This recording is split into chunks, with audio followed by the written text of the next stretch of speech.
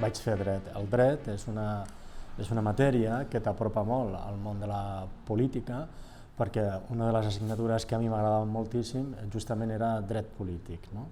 Tot el tema constitucional, tot el tema que hi havia relacionat amb les diferents constitucions del món, els moviments polítics, etc.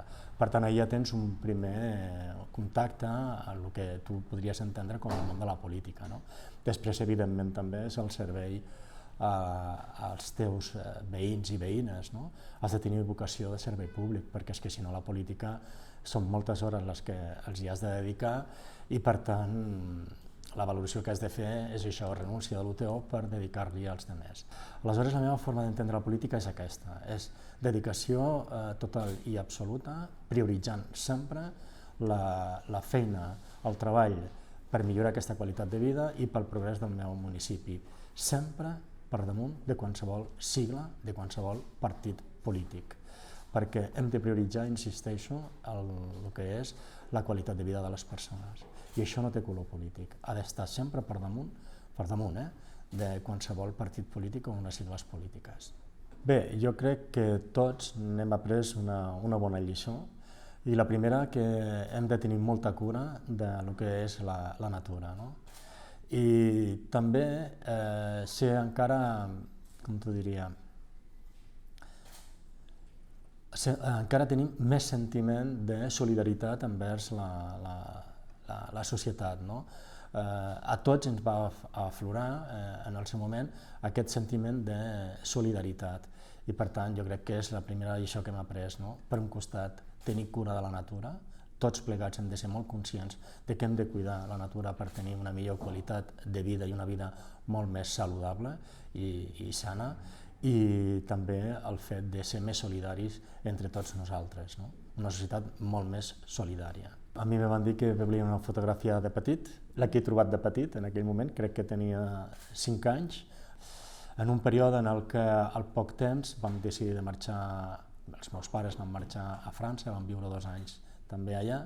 Aquests 2 anys, dels 6 fins als 8 anys, me van marcar prou, jo m'estimo molt el país veí, són coses que passen, no? I després vam tornar aquí a viure a Catalunya i des d'aleshores doncs, estic al que jo considero casa meva. I la segona fotografia és just al davant de la façana del Palau de la Generalitat de Catalunya en una visita que vaig fer a Barcelona en aquell moment. I per tant crec que és una fotografia prou significativa del període que estem avui i el que significa la Generalitat de Catalunya doncs, pel país. L'última és una fotografia, he agafat 2, una de grup de la candidatura, de la nostra candidatura de Sumem per Salou, on estem a la Torre Vella tots plegats, perquè som un grup i per tant treballem en grup, no hi pot haver cap mena d'èxit de forma individual i personalitzada i per tant he recollit a tots i cadascun de les persones que van formar aquesta candidatura perquè crec que aquesta pinya és la que fa que puguem treballar i puguem avançar en el progrés de les nostres ciutats i del nostre país, sempre treballant en equip, sempre fent pinya i després evidentment una de família, de la meva dona i el meu fill, perquè sense ells això seria molt més difícil, perquè han estat i són molt comprensius en tota aquesta dedicació que faig al meu municipi, que me l'estimo moltíssim, m'estimo molt Salou, i per tant agrair la seva comprensió en tot aquest temps que no els he pogut dedicar amb ells i el seu recolzament sempre al meu costat.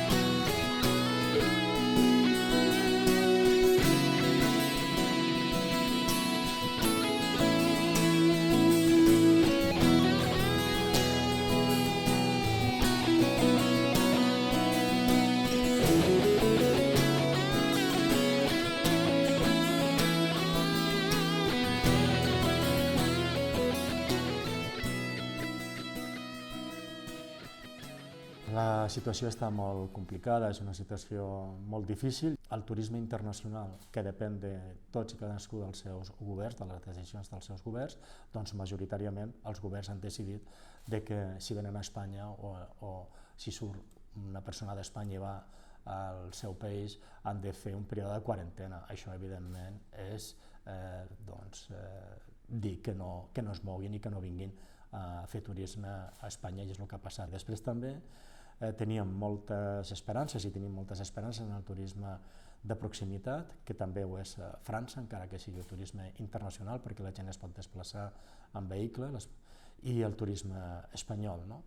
I ens hem trobat de que a Barcelona s'ha recomanat que no surtin, ens hem trobat de que Lleida i 6 regions més de la Franja, etc., i també de la província de Lleida doncs, han estat confinades. Ens hem trobat que Saragossa també ha patit, que Navarra, és a dir, que els mercats nostres tradicionals del turisme de proximitat han tingut la seva problemàtica i per tant no han arribat en el número que nosaltres també doncs, desitgem. No?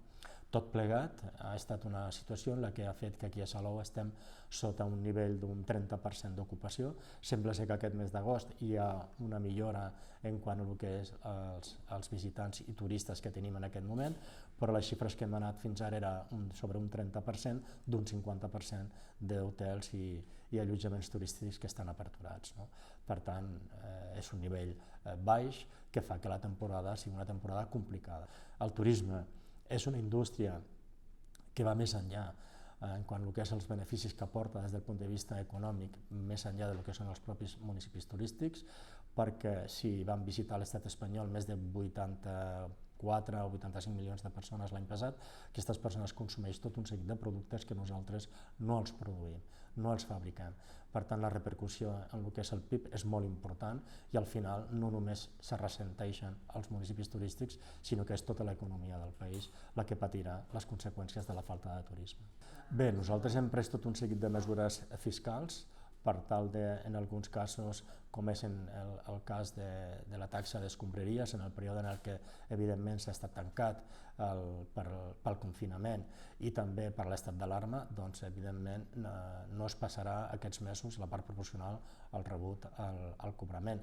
S'han allargat els plaços de cobrament de la resta de rebuts, també hem facilitat, poso exemples perquè són diverses les mesures fiscals, també per exemple els establiments d'hostaleria doncs se'ls ha facilitat el fet de que puguin ampliar les seves terrasses a la via pública i tampoc s'ha girat el preu d'aquesta tassa de via pública, perquè entenem que hem d'ajudar els sectors econòmics de la nostra ciutat en la mesura en què un municipi i la llei ens ho permet, que no és tot allò que nosaltres voldríem. És un dels espais més emblemàtics que tenim des del punt de vista mediambiental i paisatgístic.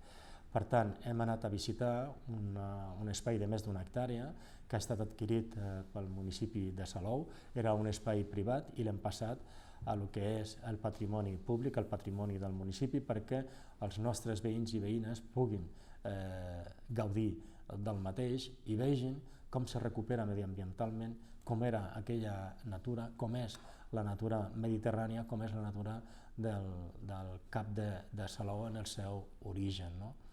Però també és una preservació paisatgística i això és pel disfrute de les persones, per la població salouenca en primer lloc, però també pels nostres visitants. I això ha estat un projecte que l'Ajuntament de Salou en els últims anys ha adquirit pràcticament el 90% d'aquestes finques privades que ara passen a ser patrimoni públic i per tant jo crec que és una herència molt important, és una feina importantíssima que es ve desenvolupant des de l'Ajuntament de Salou com un municipi que és molt sensible amb el medi ambient, un municipi que és molt sensible amb la natura i un municipi en definitiva que treballa per la sostenibilitat, no només mediambiental, sinó també la sostenibilitat en un concepte ampli i transversal, és a dir, un municipi sostenible i un destí turístic sostenible. És importantíssim aquesta labor que venim fent. Estem ara en el Patronat de Turisme i estem al costat d'altres xalets modernistes de l'inici del turisme de Salou, on famílies de Reus i famílies de Barcelona van veure que aquí tenien una gran oportunitat de passar uns dies de vacances i van construir aquests xalets que estan tots preservats també i catalogats per tal de mantenir aquesta imatge d'aquest patrimoni arquitectònic i urbanístic que tenim a casa nostra, no? I per tant estem en un d'ells que són molt emblemàtics, i jo crec que el fet que estigui el Patronat de Turisme i també sigui una oficina d'informació de turisme projecta una molt bona imatge del nostre municipi.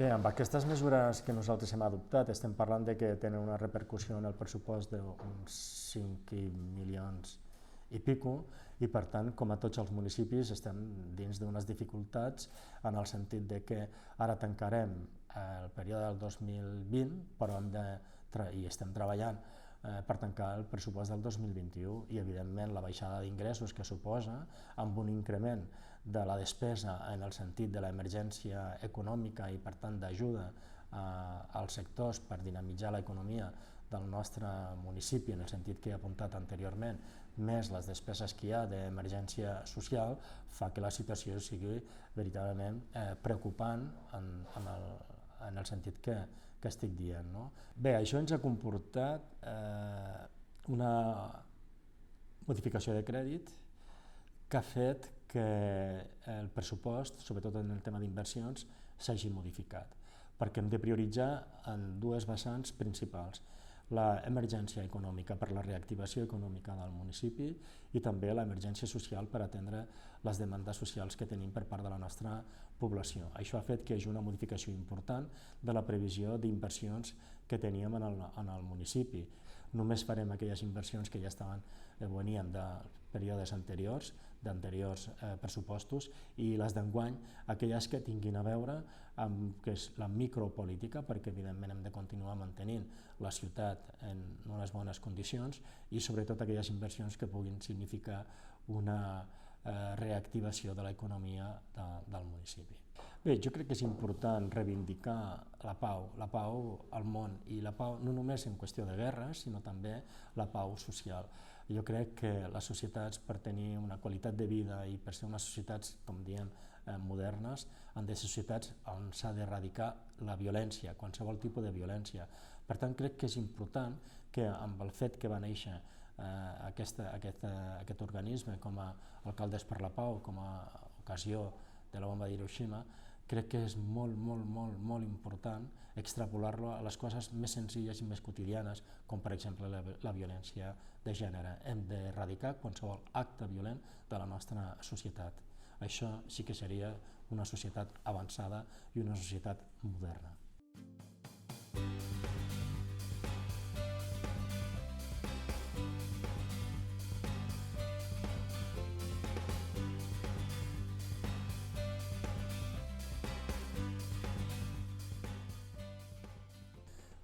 Perquè jo crec que hem de parlar clar.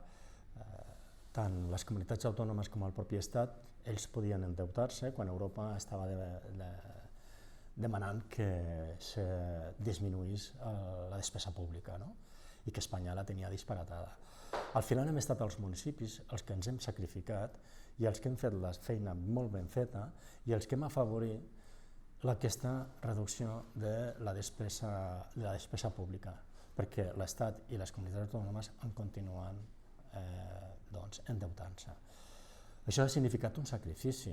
Tenim per un costat el que és la regla de la despesa, no podem incrementar més d'un 1,5% la despesa que tenim en els pressupostos, encara que els pressupostos estiguin bé, encara que els municipis hagin fet molt bé la seva feina i no estiguin pràcticament endeutats o tinguin un endeutament molt baix. I ara ve el tema aquest del romanet de tesoreria en uns moments en què els necessitem justament per atendre la reactivació econòmica dels nostres municipis i també, sobretot, l'emergència social i que la gent, la nostra població, no pateixi, doncs resulta que no podrem fer servir aquests romanents per això. Trobo de veritat, no és correcte, perquè en definitiva som nosaltres, els municipis, els que estem prestant els serveis més directes als ciutadans i per tant som els que més necessitem aquests diners i no només aquests.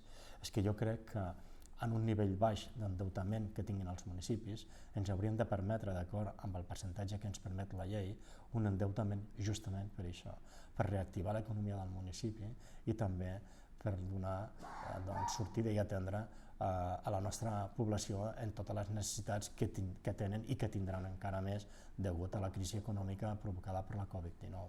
Per tant, no només el romanent s'ha de quedar, sinó que fins i tot ens han d'autoritzar a que nosaltres ens puguem endeutar justament per aquestes despeses, cosa que no se'ns permet. A veure, en el corredor del Mediterrani és un projecte que és evidentment global. L'estació de Salou i la connectivitat de Salou amb el que és l'eix central del corredor del Mediterrani està aprovada, però no està executada, com tampoc s'ha executat l'estació de l'aeroport. Ho dic perquè ho defensem les dues coses i ho venim fent i ho farem fins al final. El fet que s'executi en la seva integritat el corredor del Mediterrani. L'estació de Salou significa un avanç molt important de cara a la connectivitat ferroviària, perquè Salou té aprovat no només l'ample ibèric, sinó que també té aprovat l'ample europeu, amb la qual Salou estarà connectat amb alta velocitat en totes aquelles ciutats i països que tinguin alta velocitat. I això per un municipi com el nostre, en primer lloc pel servei a la població, evidentment pels residents, però també pels turistes, significa un avanç i un pas de futur i de progrés importantíssim.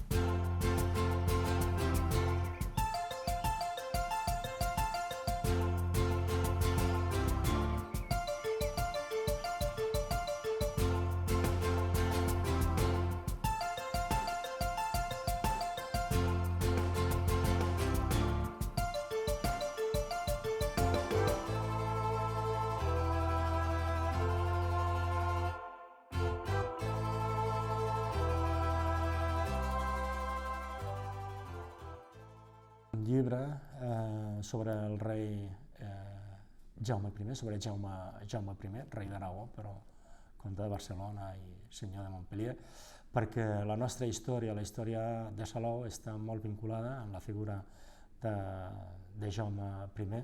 I després també estic llegint The Girl on the Train, de la Paula Hawkins, que això s'ha portat també al cinema, i això ho faig per tal de millorar el meu anglès. És el nom de la Rosa. Una cançó, a veure, a mi m'agrada molt la música en general, no tinc una cançó predilecta.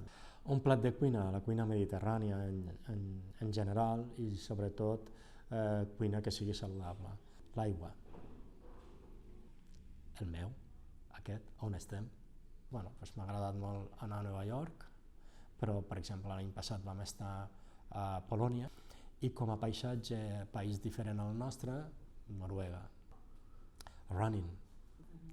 La honestedat, la seva actitud proactiva, persones que aportin i que siguin positives.